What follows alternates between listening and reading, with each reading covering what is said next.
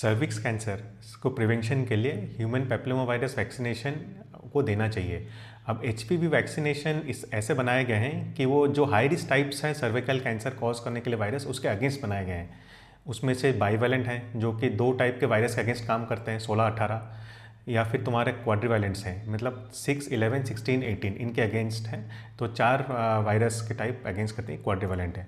और आजकल नॉनावैलेंट मतलब 9 वायरल सब टाइप्स के अगेंस्ट ऐड करने वाले वैक्सीन भी आ गए हैं।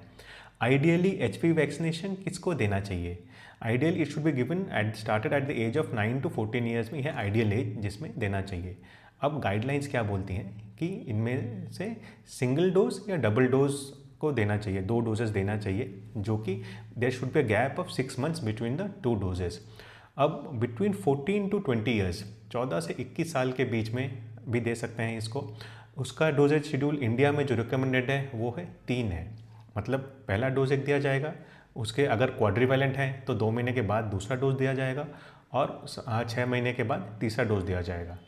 अगर बाईवैलेंट वैक्सीन दिया जा रहा है तो पहला डोज के 1 महीने के बाद दूसरा डोज, और फिर 6 महीने के बाद तीसरा डोज। ये है आइडियल रिकमेंडेशन है। और ये सारा जो वैक्सीनेशन है ये this should be completed with in 1 year, ये है आइडियली।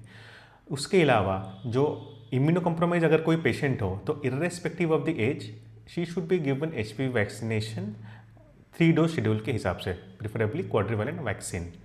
और एचपीवी वैक्सीनेशन किसको नहीं देना चाहिए वो है, अगर कोई प्रेग्नेंट लेडी है, पता चल गया है, तो she should ideally not be given HPV vaccination.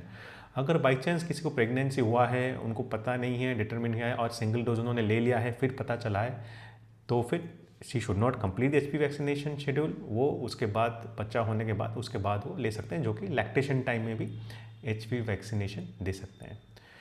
So cervical cancer को प्रिवेंशन के लिए HPV vaccine should be given and this should be adopted globally.